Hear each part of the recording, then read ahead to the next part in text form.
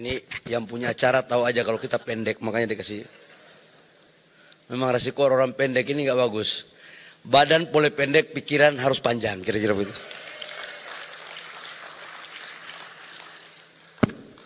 Bismillahirrahmanirrahim. Assalamualaikum warahmatullahi wabarakatuh. Shalom, Om Swastiastu, Namo Buddhaya, salam kebajikan. Yang saya hormati Pak Enggar Tias-Tolu kita sebagai Executive Chairman daripada Bioniverse. Bang Enggar ini ya senior sepanjang masa lah, kira-kira begitu. Jadi tadi kelihatannya abang udah merangkum semua apa yang kita mau bicara. Jadi saya pikir saya hanya menambahkan aja. Yang saya hormati Pak Kamarul Samad, anggota DPR RI, ini teman saya ya beliau senior dikit lah di HIPMI. Beliau ketua BPP HIPMI bidang organisasi, saya waktu itu ketua umum BPD HIPMI Papua ya, Bang Samad ya. Tapi memang perjalanan hidup ini kita nggak pernah tahu Bang Samad. Suatu saat ya junior bisa jadi duluan, kadang-kadang senior. Ini persoalan sesuai amal perbuatan dan garis tangan gitu. Yang saya hormati Direktur Main ID Bapak Ma'ruf Samsudin tadi ada, Pak Ma'ruf. Dan Pak Dirut Pertamina, Pak Simon. Bapak-bapak semua yang sempat hadir, khususnya kepada pejabat di Kementerian SDM, ada Dirjen. Oh, ada 3 Dirjen ini. Semua Dirjen saya ada di sini berarti hari ini. Pak Tri ini Dirjen Minerba merangkap Dirjen Migas, yang oleh sebagian pengusaha disebut dengan Dirjen Basah. Kemudian ada Dirjen Gatrik. Siapa namanya? Oh, Pak Jisman. Nama belum berubah ya. Pak Jisman ini Dirjen Listrik yang hari ini akan mengumumkan RUPTL 2025 sampai 2034. Ini bagian Pak Jisman, termasuk transisi energi sebentar. Kemudian Ibu Prof Enia ini Dirjen yang dicari-cari oleh dunia internasional, karena Dirjen energi baru terbarukan. Berarti yang nggak datang siapa ya? Semua udah ya? Oh, berarti masih pingin untuk tetap kerja untuk negara, kira-kira begitu. Bapak Ibu semua, saya ingin untuk menyampaikan bahwa pertama saya ucapkan terima kasih kepada BTV dan seluruh tim yang telah melakukan persiapan acara ini bersama-sama dengan Kementerian SDM. Yang kedua, saya ingin mengajak kita semua untuk menjadikan puji syukur kepada Tuhan Yang Maha Kuasa. Karena inilah langkah awal untuk menuju dalam rangka menerjemahkan apa yang menjadi arahan Bapak Presiden, untuk kita harus terbuka, kita harus transparan. Dan saya tahu Bapak Ibu semua bahwa Kementerian SDM ini kan kesannya itu elit banget, kesannya. Tapi sesungguhnya nggak elit gitu. Dulu waktu saya jadi pengusaha pun ketemu sama dirjen ini susah. Jangan ketemu dirjen, direktur aja susah, apalagi menterinya. Nah, saya pengen forum ini kita ketemu semua, silakan untuk kita saling ngobrol.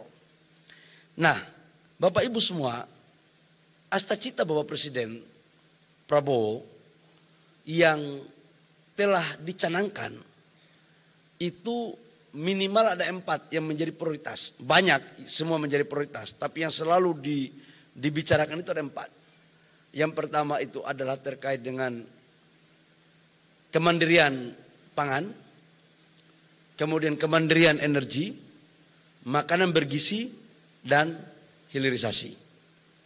Kebetulan di Kementerian SDM itu dapat 2 tugas, dan tugasnya berat. Satu adalah kedaulatan Kementerian Energi, termasuk dalamnya adalah transisi energi. Yang kedua adalah hilirisasi, karena kebetulan ada Satgas Hilirisasi yang kami pimpin langsung. Nah, sebelum kita bicara masa depan, saya ingin menengok masa lampau dan masa sekarang, baru kita bicara masa depan. Bapak Ibu semua, ini Pak Dirut Pertamina ini sering ngobrol terus sama saya. Dalam berbagai kesempatan, saya katakan bahwa Indonesia ini pernah menjadi salah satu negara yang disegani di dunia karena menjadi salah satu yang menginisiasi lahirnya organisasi yang namanya OPEC. Negara-negara eksportir minyak dunia. Dan puncaknya kita pada pada tahun 96-97 lifting minyak kita itu mencapai 1.500.000 sampai 1.600.000 barel per day. Dan konsumsi kita hanya kurang lebih sekitar 500.000 barel per day. Kita ekspor waktu itu 1 juta sampai 1 juta barel per day. Hebat sekali waktu itu negara kita. Dan pendapatan negara kita 40 sampai 42% itu hasil daripada migas waktu itu. Muncul krisis ekonomi 98 dan memang menurut saya negara-negara yang di luar Indonesia itu merasa khawatir betul dan tidak nyaman kalau kemudian Indonesia menjadi salah satu negara yang hebat. Dulu pernah didengungkan waktu saya masih kuliah, itu seperti macam Asia kan kira-kira begitu. Salah satu yang ditakuti. Apa yang terjadi? Krisis ekonomi terjadi dan perubahan fundamental regulasi. Termasuk dalamnya adalah migas. Yang dulunya Pertamina begitu kuat loh. Pertamina begitu kuat. Sampai-sampai pada tahun 70-an, tahun 80-an Petronas itu belajar sama Pertamina. Ya Pak Simon ya. Dan itu saya dikonfirmasi langsung oleh Presiden Direktur Pertamina, Datuk Sri, waktu datang ke saya. Tapi apa yang terjadi Bapak Ibu semua? Ketika proses reformasi dan perubahan regulasi berimplikasi pada pelemahan sistem migas kita. Dampaknya apa? Lifting kita di 2024 itu hanya mencapai 580.000 barel per day. Konsumsi kita itu 1.600.000 barel per day. Jadi posisi tahun 96-97 itu berbanding terbalik dengan kondisi sekarang ini. Sementara Pak Presiden Pak Prabowo menyatakan bahwa sebuah negara hebat kalau mandiri pangan dan mandiri energi.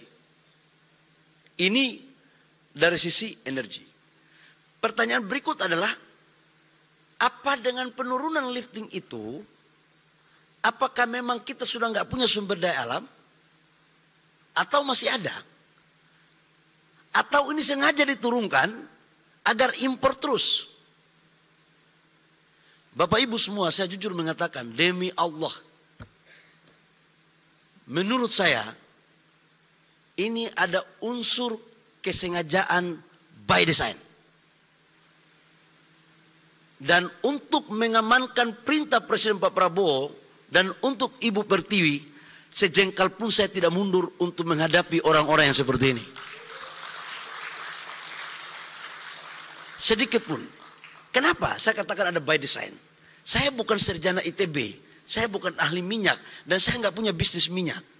Tapi saya diajarkan di satu perguruan tinggi yang kawacandra di muka, yang cari di Google tidak ada. Yaitu saya belajar di HIPMI karena pernah menjadi ketua umum HIPMI. Setiap ada masalah, di situ ada peluang. Itu. Nah saya pelajari, apa benar kita ini nggak bisa lagi kita naikkan lifting kita? Bapak Ibu semua, ternyata kita punya sumur itu hampir 40.000 sumur. Sumur total kita itu hampir 40.000. Dan sumur yang produktif itu tidak lebih dari 20.000. Selebihnya itu tidak produktif. Ideal well dan macam-macam. Nah dulu Pertamina di tahun 98 kenapa turun terus? Dulu itu Pertamina bisa melakukan KSO dengan yang lain.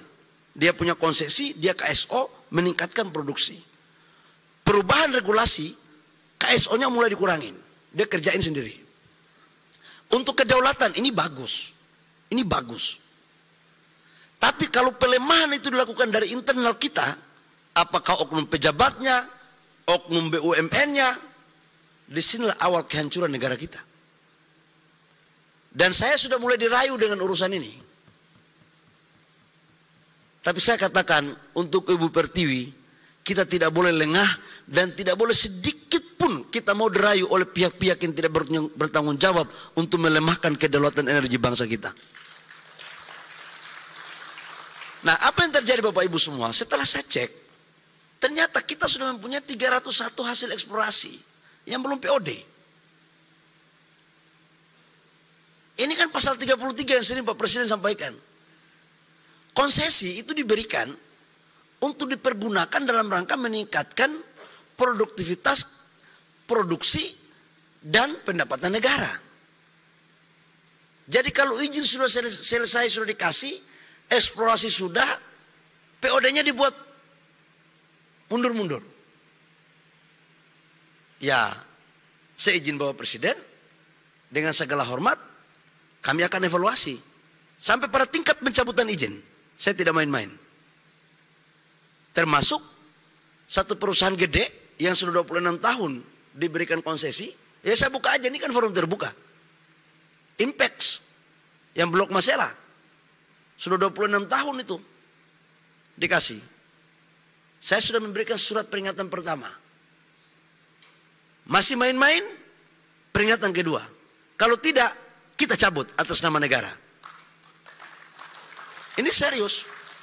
Dan kemarin Pak Dirjen sudah sampaikan ada sekitar 10 lebih sumur yang kita mau evaluasi lagi Pak Enggar. Jadi kalau Pak Enggar mau ekspansi di bisnis migas, ya nggak apa-apa, ini peluang. Selama memenuhi aturan, kan kira-kira begitu. Ya resiko besar, untung besar gitu. Kalau mau resiko kecil, ya untungnya kecil-kecil saja. Gitu kan. Jadi Bapak Ibu semua, nah apakah pertanyaan kemudian bisa nggak kita naikkan lifting? Saya katakan bisa. Begitu saya masuk, ngecek 6 bulan, kita perbaharui semua regulasi. Kita pangkas semua regulasi. Sekarang perdebatannya itu apakah gross split atau cost recovery. Kemarin Pak Simon sudah saya tanda tangan yang untuk Rokan. Kita nggak usah pusing deh. Mau cost recovery, mau gross split, yang penting minimal ARR-nya 13%. Menengah tengah-tengah sedikit 15%, maksimal 17%. Supaya pengusaha dapat, negara dapat, tapi juga kedaulatan energi kita bisa kita wujudkan untuk kebaikan rakyat, bangsa dan negara. Nah ini kita pangkas. Kemarin kita sudah resmikan 20.000 barel. Ini bulan Juli kami akan resmikan lagi 30.000 barel di Cepu. 2027-2028 begitu Eni sudah produksi, kemarin saya sama Pak Dirut Pertamina kita kunjungan Eni 1.500 mm untuk gas dan 90.000 barel untuk konsentrat. Jadi kalau ditanya apakah bisa, hanya orang malas yang nggak bisa, atau ada konflik of interest. Tapi kalau mau tanya importir, ya jangan naik-naikkan lifting supaya impor terus. Sudah gitu impornya dari Singapura lagi, yang nggak ada minyak itu. Ini lucu negara kita ini. Kita ngimpor minyak, BBM dari negara yang nggak ada minyaknya.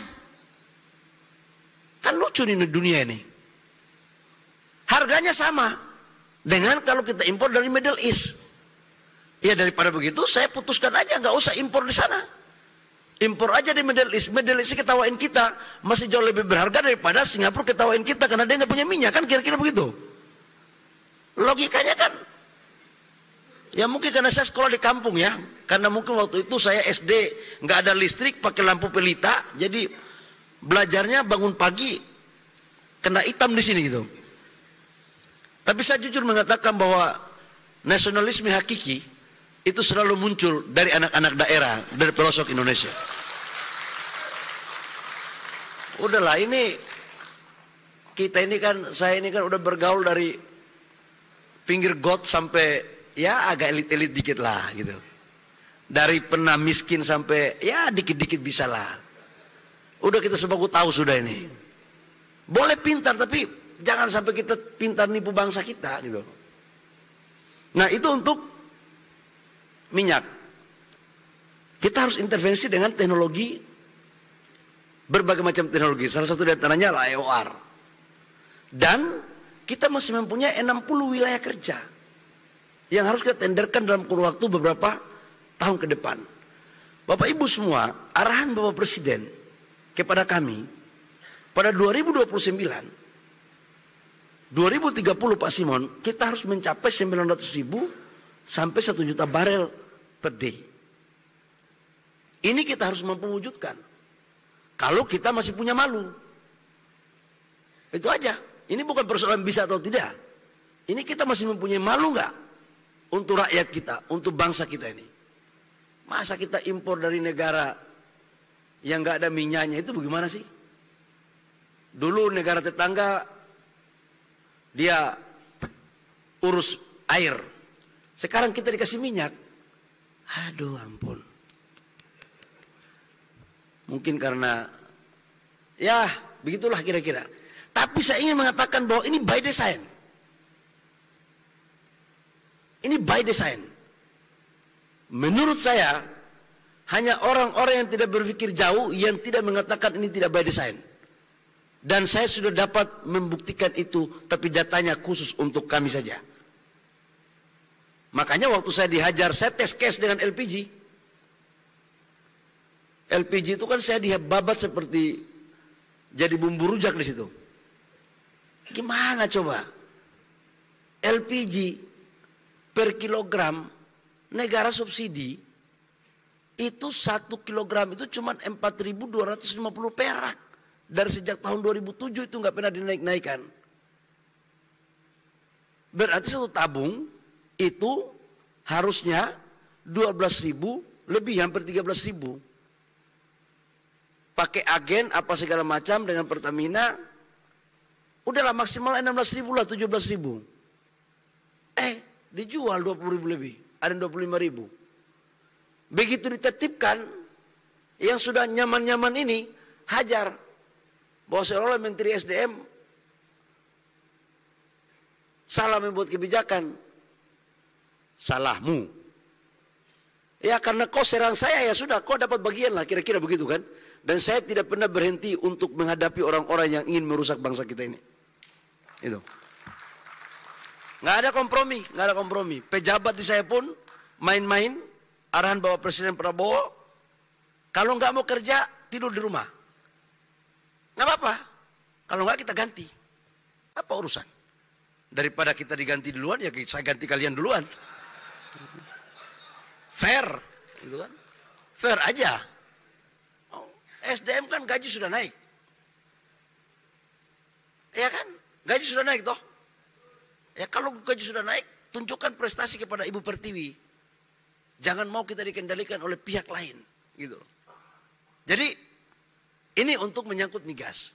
Yang kedua, LPG kita. LPG kita Bapak Ibu semua, konsumsi kita itu 8 juta lebih per tahun. 8 juta lebih. Produksi dalam negeri kita hanya 1,3 juta. Saya tanya alasannya apa? Kok kita LNG kita banyak, kita ekspor banyak-banyak, kok hanya LPG 8 juta aja nggak bisa? Ah ini bahasa teknis lagi. Menurut dokter di SDM nggak bisa Pak. Karena bahan baku untuk LPG itu harus C3, C4. C1, C2 nggak bisa Pak. Kebanyakan gas kita C1, C2. Apa ini CC ini saya bilang. Apa maksud kalian ini? Kalian jangan mutar aku lagi lah, olah aku gitu. Jadi ternyata ada spek yang memang untuk LPG itu C3, C4. Oke. Saya bilang ini kalian putar saya untuk mengamankan impor agar impor terus. Atau ada cara lain? Kata mereka nggak ada cara lain lagi. Aku cek. Ternyata masih ada kurang lebih sekitar 1,6 juta C3, C4 yang bisa kita konversi ke LPG. Kenapa ini nggak dilakukan? Aku bilang masuk angin ini. Biar semua potong kucing ini masuk angin. Ya, ini masuk angin, asli masuk angin. Ilmu kayak begini jangan ajarin saya.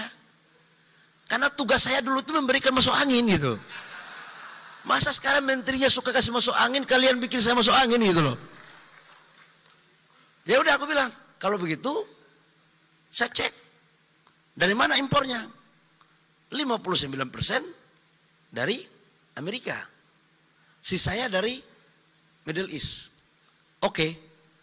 Saya bilang harganya berapa? Pakai harga Saudi Aramco plus transportasi. Oh, negara subsidi kok. Negara subsidi itu per kilogram hampir 12.000.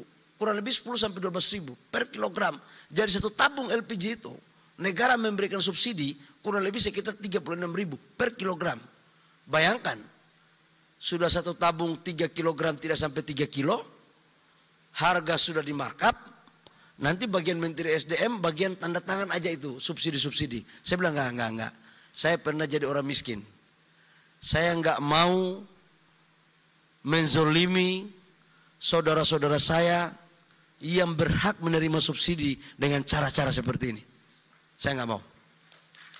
Bapak Ibu semua. Maka kemudian apa yang kita lakukan? Saya lapor sama Presiden Prabowo. Saya bilang udah daripada batu bara ini dianggap kotor-kotor terus, padahal nggak kotor, bagus juga. Kita ini sebenarnya dalam kondisi negara yang kayak begini, dunia kondisi global kayak begini, tentang transisi energi, kita ini kadang-kadang jangan juga terlalu sok-sokan seperti kita lebih hebat daripada negara G7. Amerika itu salah satu negara yang menginisiasi Paris Agreement untuk mempergunakan energi baru terbarukan, menurunkan emisi karbon. Keluar dia. Dan sekarang Eropa katanya nggak pakai batu bara. Pesan di Indonesia kok kontraknya 20 tahun. Jangan bohong-bohong lah. Aku nggak boleh sebut negara mana ya. Tapi kita kirim. Total konsumsi batu bara kita di dunia itu 8,9 miliar ton. Pak Dirjen betul ya. Tetapi batu bara yang beredar, yang diperjualkan itu sekitar 1,3 miliar ton. Dan Indonesia itu mensuplai kurang lebih sekitar 600 juta sampai 650 juta ton. Benar betul ya? Kalau salah Bapak yang tanggung jawab. Jadi kita itu hampir 50% suplai batu bara ke dunia terhadap batu bara yang beredar itu dari Indonesia. Nah saya bilang aja begini aja. Kita bikin DME. DME-nya 10% lebih murah daripada Saudi Aramco. Kalorinya kalori rendah. Ya kita bikin ekonomis. Semuanya harus dapat bagian. Supaya apa? Pengusaha tambangnya dapat profit. Negara bisa melakukan penyesuaian pengurangan subsidi. Tetapi isu kedaulatan energinya kita dapat. Nah silakan di forum ini kalian bantai dirjen saya. Silakan tanyain macam-macam. Supaya menguji juga bahwa kebenaran dan kevalidan data yang mereka kasih ke saya itu benar atau tidak. Karena saya punya prinsip sejak dulu masih kuliah sebagai seorang aktivis. Hanya kepada Tuhan saya percaya, manusia butuh data. Nah kalau data dia lemah, ya hajar dia nggak apa-apa. Saya kan atas perintah Pak Enggar kan kita mau terbuka. Saya nggak mau lagi ada dusta di antara kita karena capek juga bohong-bohong ini. Terkecuali RKB Pak Dirjen. Kalau pengusaha-pengusaha tambang RKB-nya cepat. Modinya dipercepat. Tapi kalau modinya nggak benar, jangan kau percepat. Nanti kau diperiksa sama aparat penegak hukum. Gitu. Ya ini aku jujur aja sama kalian. Dulu saya pengusaha juga sering marah-marah. Kenapa modi kita lambat, RKB lambat? Karena memang iup kita kadang-kadang aspal. Asli tapi palsu. Bupati sudah meninggal, tanda tangannya masih ada. Terakhir nomor surat, pakai nomor surat pengantar KTP dan orang meninggal. Banyak iupnya kayak begitu Pak. Bayangkan Pak. Nah saya lanjut ke persoalan DME. Jadi kita akan dorong untuk membangun DME. Bapak Ibu semua, ini bagian daripada untuk mendorong kepada kedaulatan energi.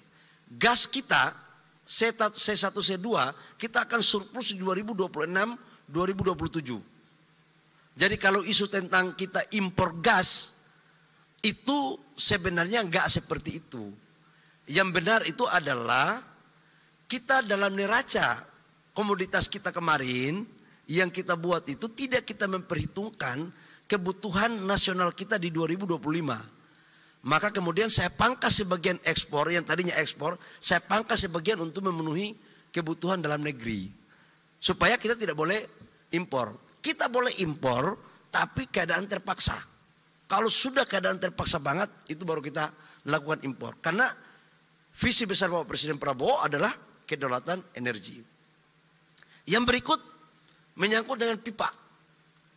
LPG ini selain kita konversi dia ke DME, kita harus ada bikin namanya jargas. Jaringan gas. Karena itu jauh lebih murah. Per kilogram kalau dikonversi kita itu cuma sekitar 7.000 sampai 8.000. Tapi hampir sampai 100% selisih harganya. Dan jargas ini oleh Pertamina lewat PGN-nya sudah beberapa tempat sudah dilakukan proses. Nah, kita sekarang lagi ingin membangun berbagai infrastruktur gas. Minimal di daerah Jawa Timur, Jawa Barat, sebagian Sumatera, DKI, sebagian Kalimantan dan sebagian Sulawesi itu bisa kita lakukan. Di samping mengurangi impor kita, kemudian melahirkan juga efisiensi. Nah ini menyangkut dengan gas dan migas. Yang kedua menyangkut dengan mineral batubara. Bapak Ibu semua, pasal 33 Undang-Undang 45 sebagai bentuk amanah undang-undang bahwa seluruh sumber daya alam ini dikuasai oleh negara. Tetapi dalam prakteknya barang negara pun diperjualbelikan. Akhirnya konflik tumpang tindih iup. Pengadilan. Saya menganalogikan, ya mohon maaf ya agak sedikit bahasa dagang. Seperti rumah kos. Rumah kos ini punya negara. Rumah ini punya negara. Cuma negara dalam rangka memberikan pendapatan, memberikan konsesi kepada pengusaha. Dengan syarat-syarat. Kalau pengusahanya tidak memenuhi syarat-syarat yang dikasih, ya jangan dia dipindah tangankan untuk kos ke tempat lain dong. Yang harus memberikan pemindahan itu ke yang punya rumah. Ini dibuat sudah seperti dia juga yang punya rumah. Inilah kadang-kadang bertindak melampaui batas kewenangan. Tapi memang pengusaha rata-rata begitu. Saya juga dulu begitu. Ya saya jujur saja. Tapi sekarang kan nggak bisa begitu lagi. Sudah regulator bro, nggak bisa. Kita sudah paham undang-undang ini soalnya kan. Nah karena kelakuan gerakan lincah seperti itu, saya duduk panggil 6 bulan pertama. Rubah undang-undang Minerba. Jadi undang-undang Minerba sekarang itu adalah apabila ada iup yang tumpang tindih atau bermasalah, semua dikembalikan oleh negara. Kembalikan kepada negara. Ini yang kita akan ratakan nanti besok. Jadi nggak ada lagi main-main. Dan saya pingin tambang ini harus adil. Jangan pengusaha besar semua yang dapat dong. Orang daerah mau dikasih apa? Maka UMKM, koperasi, organisasi kemasyarakatan dan keagamaan diberikan prioritas. Jadi Pak Rudi, ini saya perkenalkan sekaligus Pak Rudi Gajah sebagai staf khusus saya. Ini saya minta tolong nanti kita tertibkan semua iup-iup yang tidak tertib ini Bang Rudi. Tahunya kita seperti Pegadaian menyelesaikan masalah tanpa masalah. Jadi kita kasih kepada teman-teman daerah. Jadikan orang daerah itu juga menjadi tuan di negeri sendiri.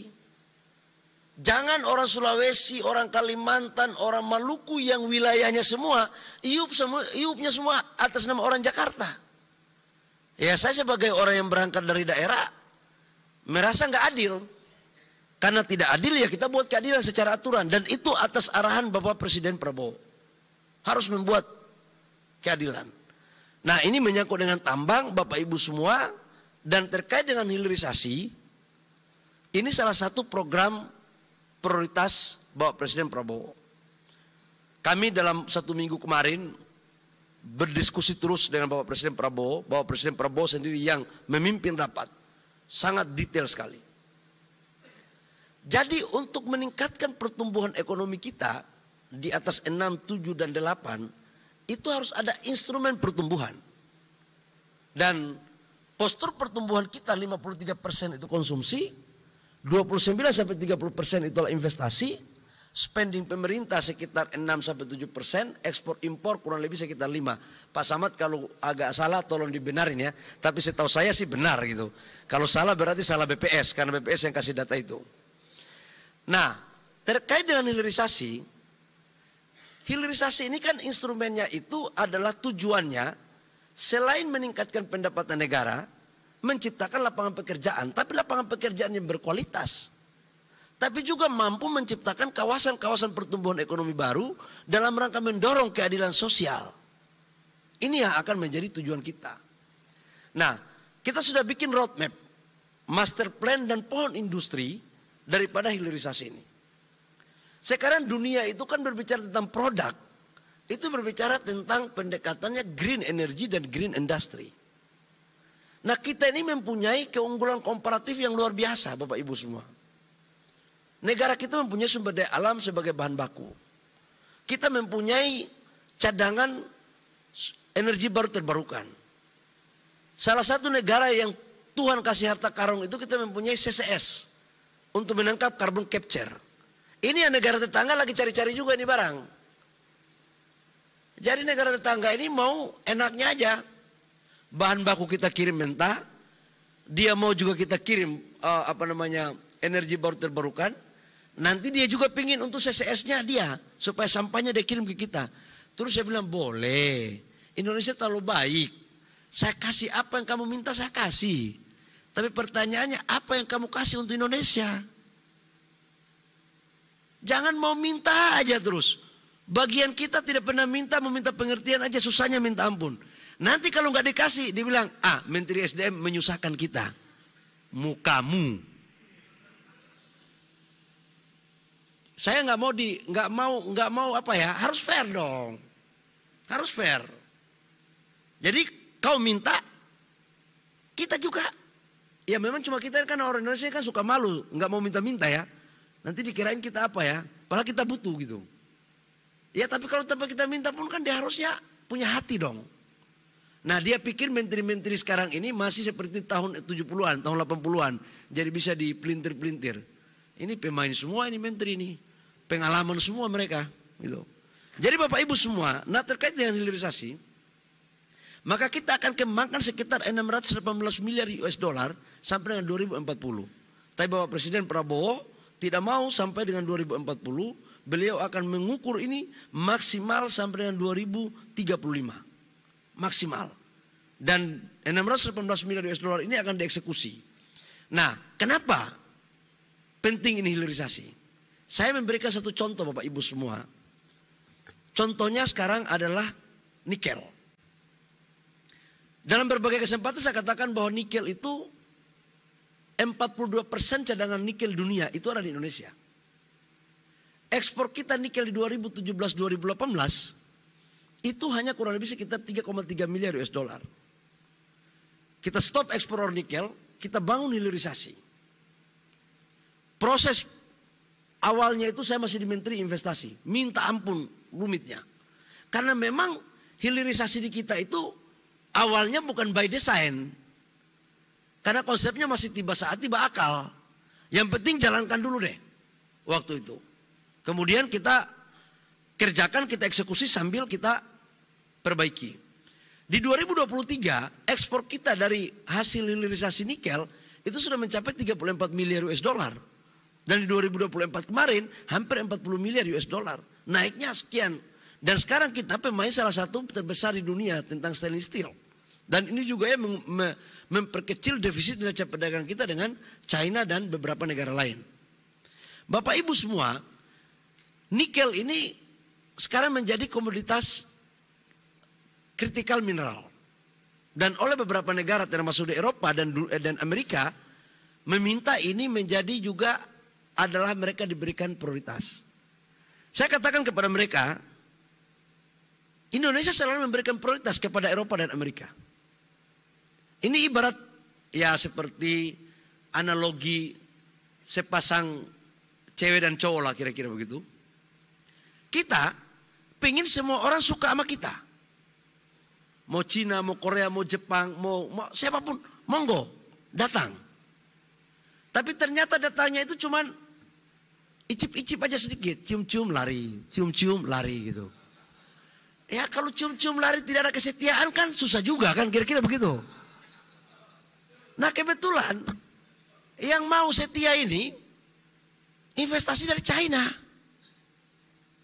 Ya daripada ibarat cewek dan cowok daripada PHP terus PHP, capek pakai makeup terus, kira-kira begitu kan?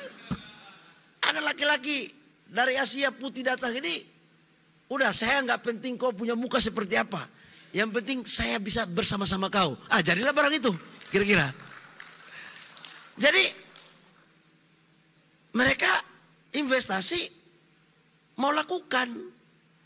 Sekarang mereka dari Eropa sama Amerika pengen mereka juga harus sama dengan Korea, Jepang, dan China. Oke, saya kasih.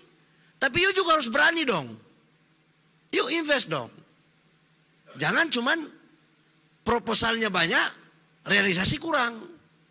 Nah ini yang terjadi Bapak Ibu semua. Ini analogi sederhana yang harus saya sampaikan dalam konteks hilirisasi. Dan kita sekarang sudah akan membangun ekosistem baterai mobil. Kita akan groundbreaking di bulan Juni. Target Bapak Presiden Pak Prabowo di 2027-2028 kita harus mampu memproduksi 2 juta kendaraan listrik. Ya Prof ya, 2 juta ya Prof ya. 2 juta. Kalau 2 juta berarti kita harus menyiapkan 150 gigawatt untuk baterai. Karena 10 gigawatt itu dikonversi menjadi 150 ribu mobil. Nah ini agak teknik dikit nih. Nah Bapak Ibu semua, ini yang akan kita melakukan pekerjaan terus menerus untuk mendorong agar ini bisa terjadi.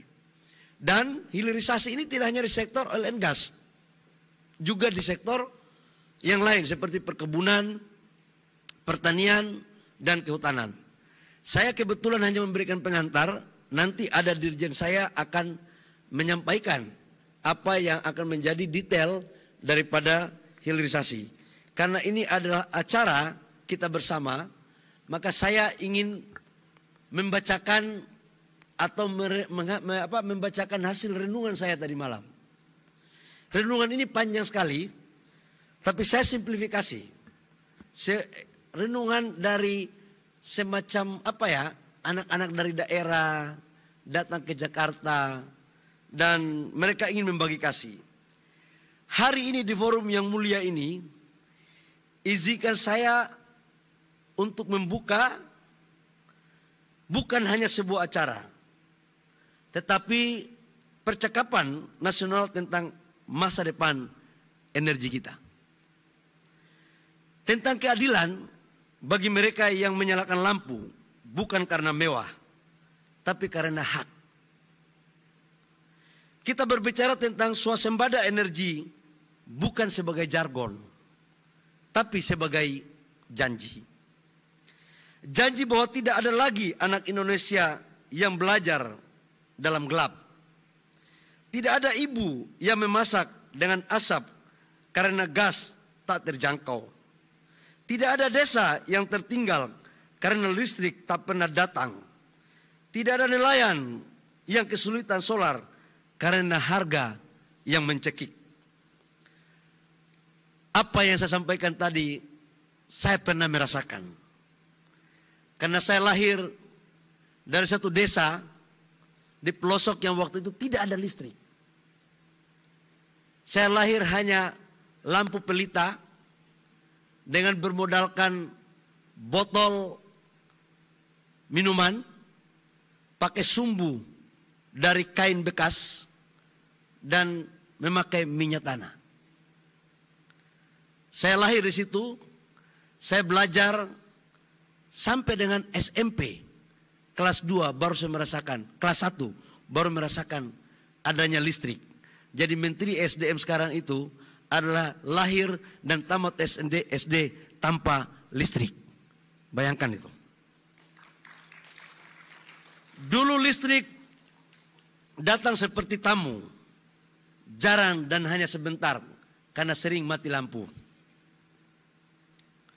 Hari ini saya berdiri di sini bukan untuk menyalahkan masa lalu, tetapi untuk menyusun masa depan yang lebih terang, lebih adil, dan lebih merata. Kita tidak bisa bicara transformasi energi hanya dari Menara Gading. Karena energi bukan hanya milik industri, tapi milik seluruh rakyat Indonesia. Milik nelayan yang ingin meninggikan ikannya. Milik petani yang ingin menghidupkan pompa. Milik UMKM yang ingin tumbuh dari kios kecil ke pabrik besar. Bapak Ibu sekalian, mari kita akui, kadang urusan energi terlalu elitis dan terlalu terlalu hebat, terlalu rumit. Jangankan rakyat, saya pun kadang-kadang merasa terlalu rumit. Terlalu sibuk dengan hitung-hitungan, lifting, triliun, billion, dan macam-macam. Padahal rakyat hanya ingin satu hal, sederhana. BBM ada, tidak langka. Lampu menyala, gas tersedia, biaya tidak memberatkan. Swasembada energi adalah urusan kita bersama. Dan keadilan energi bukan negeri impian. Tapi arah yang bisa dituju jika kita berjalan bersama. Hadirin yang saya hormati, forum ini saya dorong untuk menjadi ruang terbuka. Tidak ada dikotomi antara migas dan EBT. Ibu Dirjen dan Pak Dirjen harus saling mengasihi. Tidak ada tembak antara hulu dan hilir. Semua duduk setara karena bangsa ini tidak butuh ego sektoral seperti Pak Enggar tadi sampaikan. Kita butuh gotong royong. Kita butuh kerjasama. Kita butuh bergandengan tangan. Dan kita butuh hati dan jiwa besar. Duduk sama rendah, berdiri sama tinggi. Untuk bergandengan tangan dalam menyongsong masa depan yang lebih baik terkait dengan energi. Saya ingin mengingatkan kita semua, energi sekali lagi bukan hanya listrik dan gas atau batu bara. Energi adalah semangat. Energi adalah kesediaan untuk bersama. Energi adalah kepercayaan. Energi adalah api dalam dada yang tidak boleh padam. Akhirnya, supaya saya tidak dikatakan sebagai pujangga pada siang hari ini, izinkan saya dalam forum yang terhormat ini untuk menyampaikan bahwa 6 bulan pemerintahan Pak Presiden Prabowo dan Wakil Presiden Mas Gibran, maka fondasi yang kokoh untuk membangun Indonesia yang mandiri energi, adil dalam distribusi, dan tangguh dan cinta. Demikian yang perlu saya sampaikan. Pak Enggar, terima kasih atas kesediaan BTV-nya. Semoga informasi yang baik untuk terus ditebar dalam rangka membangun optimisme. Kalau kita hidup tanpa optimis, seperti bagaikan pungu merindukan bulan. Dan karena itu, saya mengakhiri dengan sebuah pantun. Burung cendrawasih, burung Papua. Ekornya cantik karena warnanya kuning. Cukup sekian dan terima kasih. Wabillahi taufiq wal hidayah.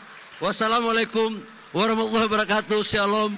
Om Santi Santi Om. Namo Buddhaya. Salam kebajikan. Terima kasih Bapak Menteri, kami mohon untuk tetap berada di atas panggung untuk menerima token of appreciation dari Bapak Enggar Tias Tolu kita selaku Eksekutif Chairman B-Universe kepada Pak Enggar untuk mohon berkenan naik kembali ke atas panggung. Silakan Bapak di depan, izin. Baik, kami undang kepada tim dokumentasi dan rekan-rekan media untuk mendokumentasikan dan mengabadikan momen yang begitu bersejarah. Izin geser sedikit, Pak Menteri, Pak Enggar. Baik.